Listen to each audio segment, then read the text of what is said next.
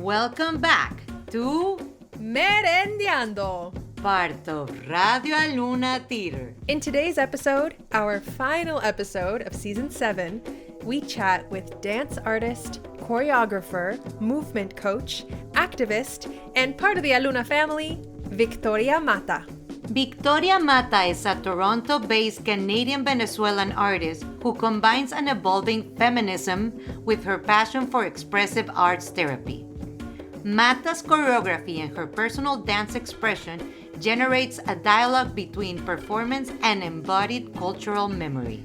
The world premiere production of Victoria's Cacao, a Venezuelan Lament, will be presented in September 2022 with Aluna Theatre and the RUTAS 2022 International Festival in partnership with TO Live.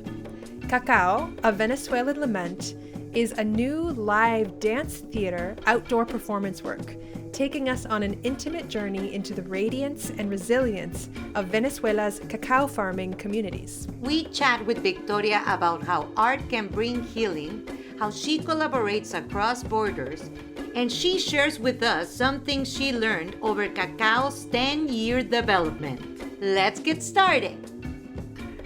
We're here with Victoria Mata. We did it! Woo! What a pleasure! You don't know how many times, every time we had a meeting for what a Radio Luna season would look like, and we had said your name every season. And they were like, wait. We need to wait because something's brewing, something's happening. And now, finally. This human, when she dances, it's just like, it's so beautiful. It's so amazing. So we were wondering, when was the moment that you, Victoria Mata, fell in love with dance? I love telling this story. It wasn't up to me. So my mother, Milena Josefina Mata Soledad, went out salsa dancing the night before her water broke. And I'm sure she went out dancing many other times while pregnant with me.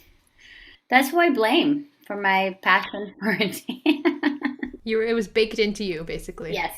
Today, you are a choreographer, a dancer, a movement coach, art therapist, so many things. We're talking to a lot of creative people this season, and we want to know, what does it look like when you do feel creative, when you want to create a new piece? Are you alone? Are you with people? Is it stressful? Is it flowy? What does it look like for you, Victoria? Mm-hmm.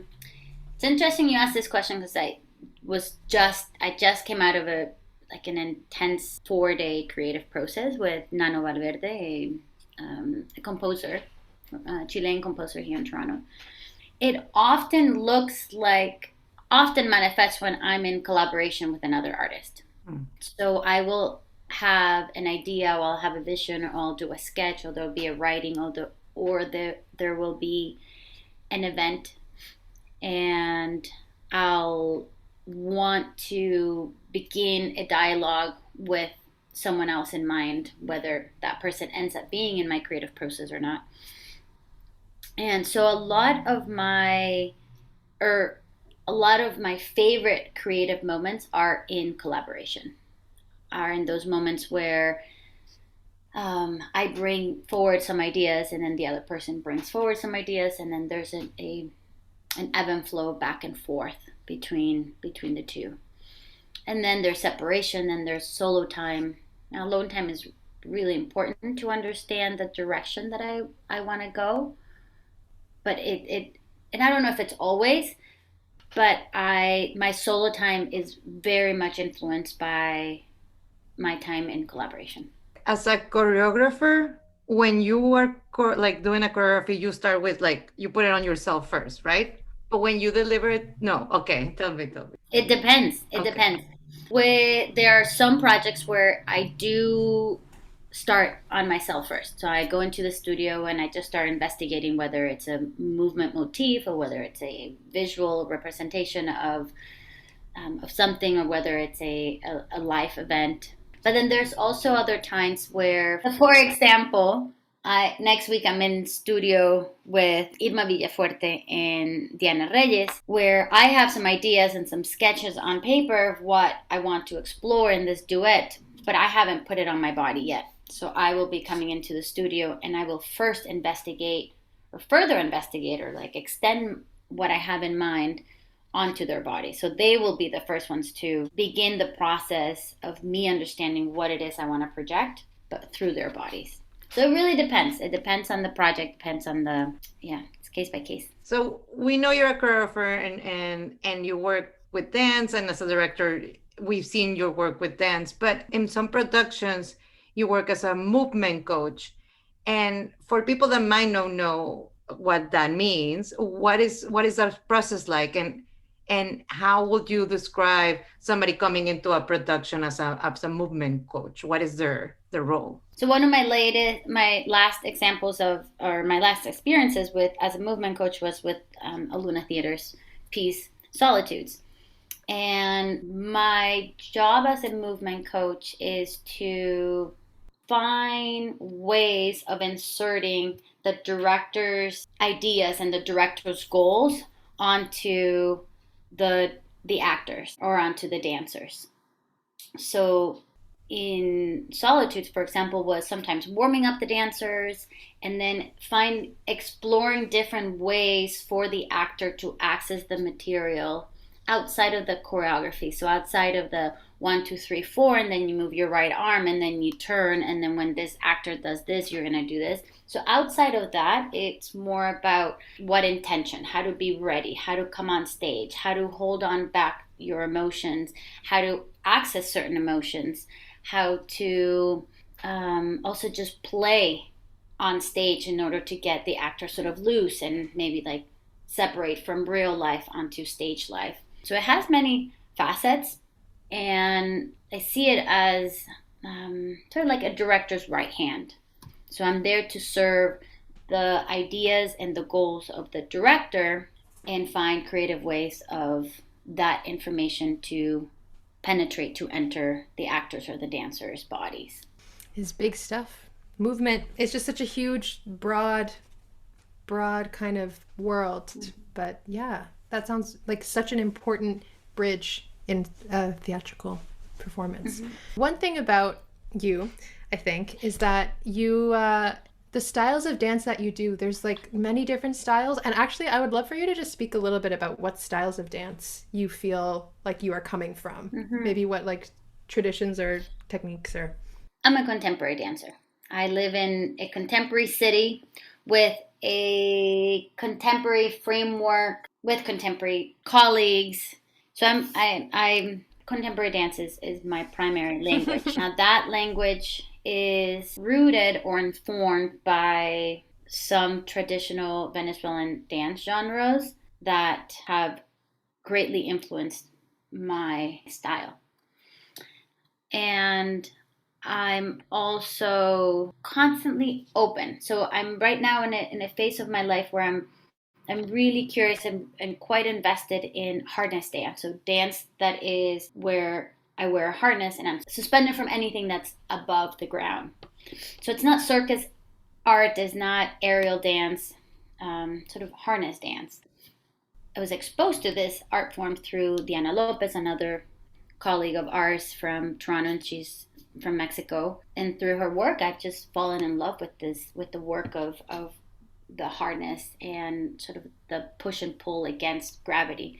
So in the technique, it's still contemporary forms in the way of like the shapes and the roundingness or the constant play with rhythm and compositions or varying compositions of the body against the music or the juxtaposition of the music and shapes. But it also has its own technique because you have to be trained in a particular way in order to hold the body in midair, suspended while being somewhat in control. So it takes a particular core technique that is different than if I were to be dancing culepuya, for example, which is one of the traditional genres of Afro-Venezuelan dance that I love and that I sort of grew up dancing with, not necessarily trained in because it's like street street dance, like dance of el pueblo.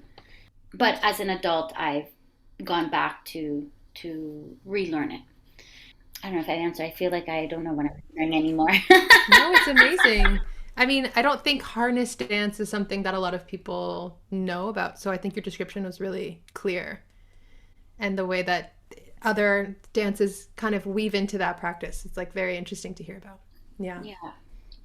Obviously, gravity plays a different role in street dance than it does in harness dance. And I would say even gravity plays a different role in street dance than it does in studio dance. In what way?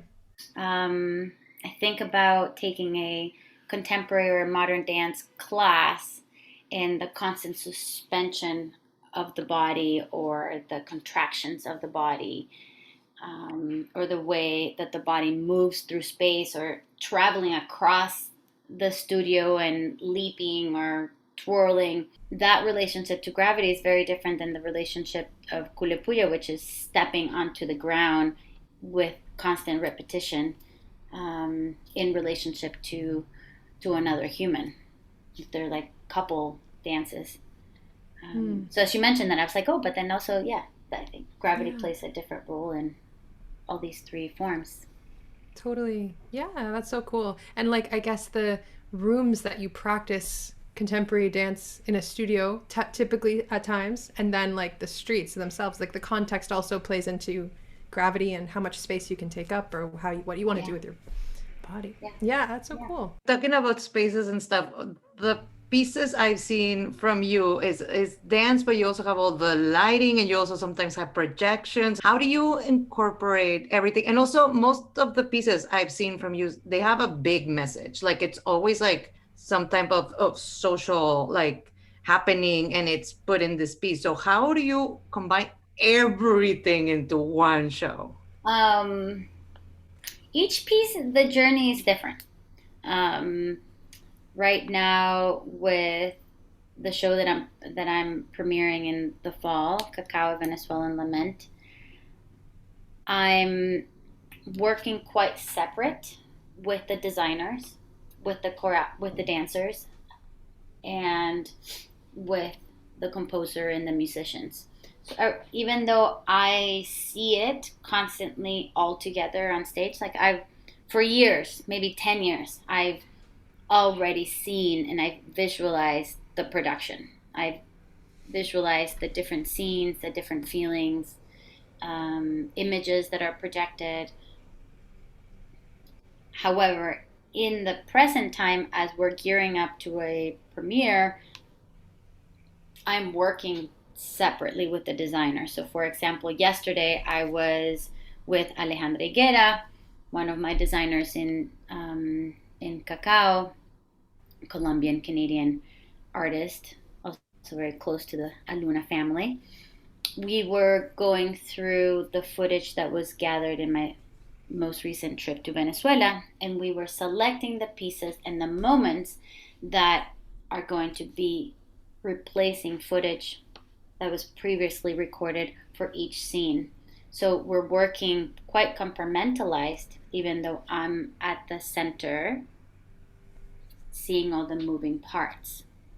And at some points, there's, for example, another piece, the piece that I just presented yesterday and the day before, which is a work in progress, Suspended. That piece was first created hanging from a harness. And I had the movement vocabulary idea, and I knew I wanted it filmed. So then I brought in a videographer. I brought in a visual artist, Alexandra Yelis, another very close human to Aluna Theatre. And we composed a short dance video. So that dance video I've projected on a wall multiple times to aid me understand further the physical vocabulary while being on the ground versus being suspended. So I'm sort of playing with myself. So in that way, the projection of the video has been instrumental for me to develop more movement vocabulary. But that's particular to that process. And then whereas a piece I did a really long time ago, Arterias, the focus of the piece was my body. I start with urban clothing, and then I end up semi-nude and my body covered in clay. And I had a projection, but the projection was to support the piece because I wanted to go through a visual, like a 30-second visual journey of the colonial process in Venezuela. So from Christopher Columbus and just slavery and moving forward, displacement of people in the country and displacement. And then that was projected in a small square, but that was in support of what I was doing. So in each piece, the relationship of the projections and the images to the body, to the moving body, it's different. And at times the protagonism shifts. Sometimes they share that protagonist role. And sometimes the visuals are to support the body. It definitely seems like the design element is just an important part of the narrative of a lot of the pieces that you're making. It is for me. And we do just want to, for you, And we want to make sure that all the listeners know what we're talking about when we say Cacao, because it's coming at you in September. So we just want to give a little explanation of what Cacao is. Cacao, a Venezuelan lament, is a multidisciplinary performance taking place during a euphoric celebration pivotal to Venezuela's African heritage and preparation of cacao harvest season. So as two cousins reunite, they grapple with increasing threats to traditional farming practices, neo-colonial processes of land exploitation, and the global trade. So there's a lot there, and it's going to be absolutely beautiful. We'll have information about the show in the show notes. But like you said, you've been imagining parts of this for 10 years. It has been a journey to get to this September showing. Yeah. So although this is a huge question, Victoria, what complications have arisen in the process of developing this piece? What has surprised you about this process? Have you learned anything in this process that you feel like you're open to sharing? This piece is born out of the disconnect with my own family of cacao farmers. So my mother's lineage is from my maternal side of the family were cacao farmers. However, my grandfather migrated to the city, and my mom and my aunts grew up in the city. So we are disconnected from the practice of cacao farming. However, while growing up, I was connected to it in different ways. As an adult, that separation nourished, or I guess ignited, a need for learning more about cacao farming. And I went not necessarily to my own family, I went to other farmers that have now become like extended family. And that primarily is because my family is originally from the eastern part of Venezuela. It's very far from where my current family in Venezuela lives. And just because of transportation infrastructure in Venezuela, it's not that easy to travel to the eastern part from the western part. And also other reasons that led me to focus on the cacao harvest practices of the western part of Venezuela. And I think one of the biggest surprises has been how much I've come to terms with the disjunction of my families from cacao farming through the creation of Cacao, a Venezuelan Lament, of this production. And it's just been tremendously healing for me as an individual. Also, creating and writing a character, one of the protagonists, Milena, one of the cousins, she is a person who travels back to Venezuela. She was taken out of the country as a young age, as a child, and she goes back to Venezuela. And what she gets to do in the play is what is, I don't know that I will ever get to do. She gets to go back to her family. She gets to fight for the preservation of the land of her family. She gets to reintegrate herself back into the family that she was disjuncted from. Me in my life, for many reasons, I don't know that I will have that. So through my imagination and through the writing and the development of this piece, I have healed really deep wounds that I had. And I have regained many parts of myself through the development and the writing and the creation of this piece. So those are that has been one of the biggest, I would say, surprises, that I didn't know that this is what I was going to gain 10, 12 years ago when I did my first interview with one of the Cacao families. In this last trip that I went, and one of my masters, when we said goodbye, he said, "Great, next time we go visit your family." I was like, "All right, next time we go visit my family." Right? And so it's taken moon years to get here, and it's just the journey that I've been on.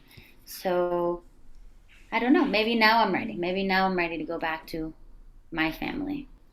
That is el capítulo de la próxima telenovela. Exactamente. That's so huge. That's so beautiful. Huge. Yeah. And complicated at the same time. Yeah, because like the divide between life and art. Yeah. I think what also has been challenging, of course, has been the pandemic. We're putting on a production that has a really big budget, and we're putting on a production with less funding than we expected to, because we had to spend the funding in other ways during the pandemic. So we are at a place where we're developing creative ways of fundraising and little events that continue to nourish the economic stability of the production. So that, I would say, that is one of the biggest challenges, and really working with an amazing producer, Allison Wong, who just keeps the motor of this production going. And in speaking about collaborations, she is fundamental. There's no way I'd be able to do this on my own if it wasn't for bringing on a producer. Shout out to amazing collaborative producers who can get creative and like actually support the art. It's such a beautiful, important craft in itself. Yes, for sure. And so, Victoria, you just, there's so many things, so many threads that you've offered up here. But you have, like, obviously so many important connections here in Toronto with your creative team, but also you live here a lot of the time as well. And then also Venezuela, where your family's from, and also California, and also a few other places that your family also lives. And at least from our perspective, you do live in many places and are traveling between them quite frequently. So how do you sustain and value community and chosen family for yourself? Because there's family, there's chosen family. And one of the impacts that we see of the work that you do too is that, like, you just really do create and value community where you go, which is so amazing.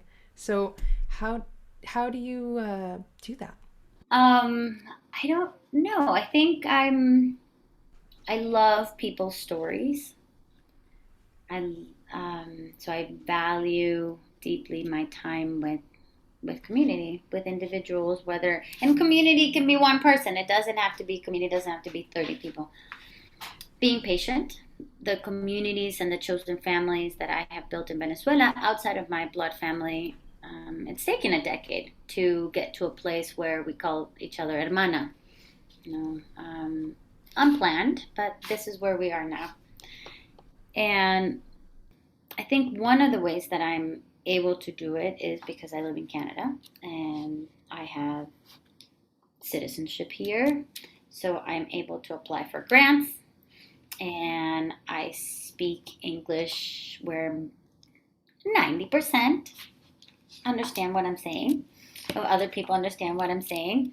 I can write in English. So I have a number of privileges that allow me to access the granting world. I also, so I can use that to travel. And it's not vacation traveling, it's traveling for work and traveling to research, for residencies or whatever it may be. Always the artistic experience is at the core. And I would say that that's one of the biggest ways that I'm able to do it. I also, because I have family spread in many parts of the world, my housing costs are low because I can go to my mother's house. I can go to my cousin's house. I can go to my master's house and bring 7 people in with me. So I think there's just like the social capital that I have slowly built. It is because of that social capital also that I'm allowed to move across borders, and because we have such a transient city, Toronto is fairly accessible to sublet and sublet one's place or sublet someone else's place, and there's sort of that culture. Yeah, I think if I lived in another country or maybe in another part of Canada, I don't know if it would be the same. That's beautiful. Speaking about traveling, we know you recently traveled to Venezuela. Was it for Cacao? One of my designers, Alexandra Jelis, also happened to be in Venezuela at the same time, so we just made the best of it. And it was incredible. I think one of the biggest gifts from this last trip is that my masters, my teachers, my elders, my collaborators, my associate choreographer, they all gave me the blessings. They all, when I told them we were ready for a premiere, they all said, yes, we're there, we're ready. I was gifted tobacco smoking. I was written a song. It's just many gifts. But yes, for me, of course, but also for the production. And yeah, the path was cleared, and they full on gave me the blessings to show Cacao, to bring and share with Toronto this production that is rooted in real stories from my family, real stories from the masters and the farmers that I've been working with for over a decade, from strangers that pass me by and that are having conversations, and their conversations resonate, and therefore it gets transferred onto the script. So it's an extension of the Venezuela that I have in my heart and in my mind and in my system. And I didn't know that was the reason why I needed to go. And it was absolutely the reason. I don't think I would be able to put on the show if I hadn't received the blessings from my elders and my masters in Venezuela. Yeah, that is so huge. Were you ever consciously working towards that? Or like, was that something conscious for you? From day one, I've always asked a lot of permission. And particularly, I've worked very close with the youngest daughter of one of the elder teachers. She's no longer alive, Belén Palacios, who is a national patrimony of Venezuela. She's the queen of the kitiplas. And los kitiplas are an ensemble of bamboo sticks that are played against either cement or a brick. And they make really beautiful percussive sounds.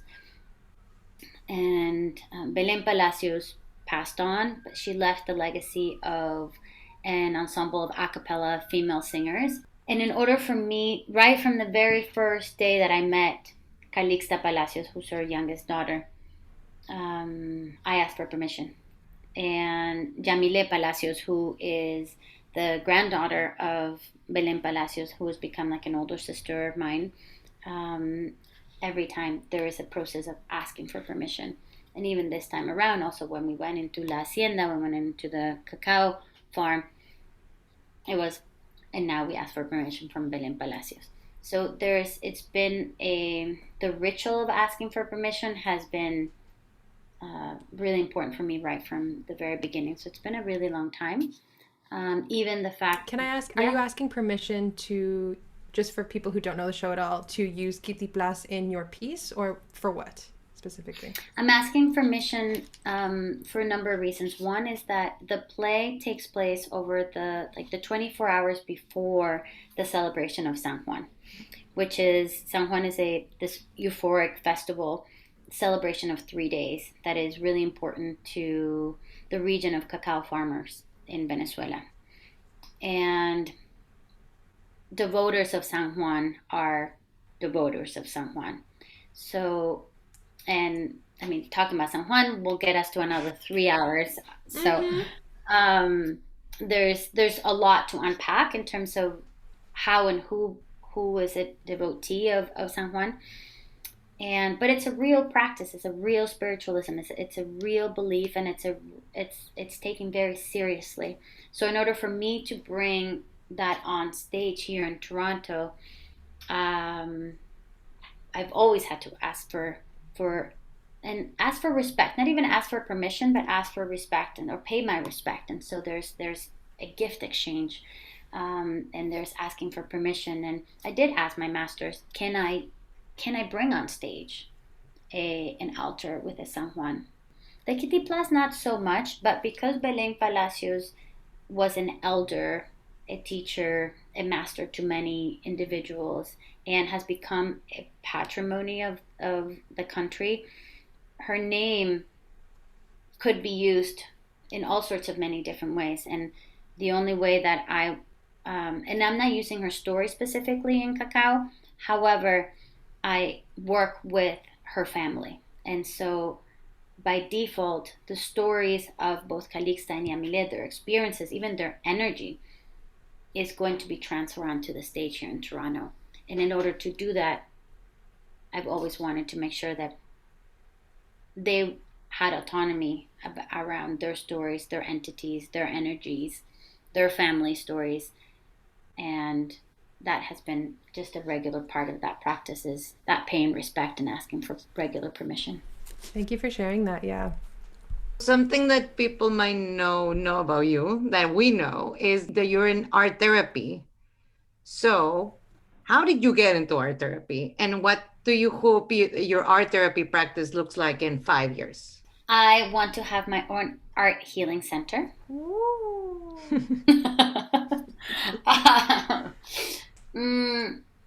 How did I end up here? One, it was my own journey. I started seeing an art therapist, an expressive arts therapist, and I fell in love with the practice. I fell in love with the journey, the transformations that were happening for me and with me. And I began to take a few courses every year. So I would take a course at the Create Institute, and then I maxed out all the workshops and courses I could take. And then one of the faculty members said, well, why don't you just join? And I was like, are you kidding me? I'm not going back to school. I'm done. I'm just out. After my master's, I'm like, I'm done. But then here I was. I went back to school. And so it just sort of, I stumbled upon it. And I fell in love with it. And I am still deeply in love with the practice of facilitating healing journeys with individuals utilizing the arts. I'm so curious what maybe a typical session might look like. Is it different every time, or what kind of? Very different every time. And something really beautiful and central to expressive arts therapy, which is different than art therapy, is that the client, quote unquote, is considered the expert. Oh. So very much the client or the expert is the driver of the experience, is the driver of the journey. So the difference between expressive arts therapy and art therapy there's a number of differences, but one of them is that in expressive arts therapy, we don't interpret art. So if somebody draws a cloud with rain, it doesn't mean that that person is sad. It could mean that there is something really satisfying about the idea of laying on top of a cloud. And when they laid on top of the cloud, they imagined then the cloud would release the moisture, for example. Expressive arts therapy offers a number of ways to look at the art that's being created, and with a lot of curiosity, what comes up for the client. What are the messages that are coming up from the art? How is the client and or the therapist engaging or understanding, impacted by what's being created? It looks very different for client to client. It's very intuitive. It's a very beautiful field. Very beautiful field. That sounds really fascinating. Cool. Yeah. Well, we can't wait to go visit your Healing Arts Center whenever it appears. Sounds amazing. So I think we're coming to the end of the episode. And at the end of every episode, we ask our current guest to pose a question to the next guest so we can keep the conversation going across borders, across practices. Cool. So we have a question for you from our previous guest, Suvendrini Lena, who's an amazing playwright and neurologist and person. She's really, really cool. And she asks, when I think of Cacao, it really gives me a sensory experience. I'm wondering, how do you translate, Victoria, that sensory experience into a theatrical space? How do we make theater really embodied for our audiences? Mm-hmm. So one of the ways that I'm accessing that embodied experience is through the projections. So my goal and my vision is to bring a plaza of Venezuela onto Toronto, so that when the audiences are walking onto the stage, they get submerged with the sounds and the visuals and the magnitude and the rhythmics of las plazas in Venezuela just before San Juan. So we're bringing 3 large screens with the stage in the middle and the audience surrounding the stage. So creating sort of an all-encompassing environment. And that is one way that I'm bringing the colors, the textures, the chaos, the magnitude of, and the delicacy of the cacao bean.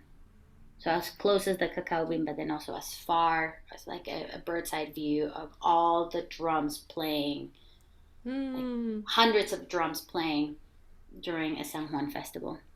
Yeah, and also we will be serving little shots of chocolate. Okay. To welcome the audience in. You're covering like every sense. All of them. That's incredible. Okay. Can't wait to be there. It's going to be so cool. I'm excited. Well, thank you so much, Victoria, for being our final guest of this season. It's been such a pleasure. We can't wait to see your show. I'm totally honored. You both rock. I love you both.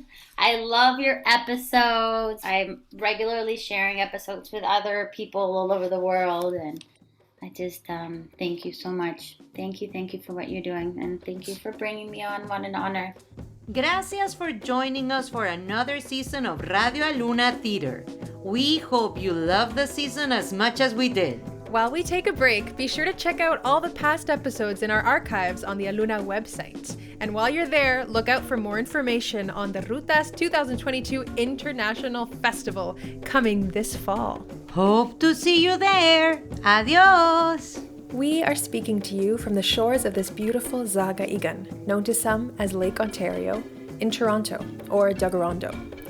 This is the ancestral territory of the Haudenosaunee, or Longhouse Confederacy, the Anishinaabeg Nation, the Wendat, and the Mississaugas of the Credit. This land is covered by the Dish with One Spoon Wampum and Treaty 13, also known as the Toronto Purchase. At Aluna, we remember that people can begin to heal when they are hurt. We are committed to artful participation in disagreements. We are committed to unsettling ourselves towards connection, respect, and justice for all people who now live in this city, which has been a meeting place since time immemorial. Radio Aluna Teatro is produced by Aluna Theatre with support from the Toronto Arts Council, the Ontario Arts Council, the Canada Council for the Arts, the Department of Canadian Heritage, and TD Bank. Aluna Theatre is Beatriz Pisano and Trevor Shelness. Radio Aluna Theatre is produced by Mónica Garrido and Camila Diaz Varela. For more about Aluna Theatre, visit us at alunatheatre.ca, follow at Aluna Theatre on Twitter or Instagram, or like us on Facebook. Miigwech and Nyawangoa.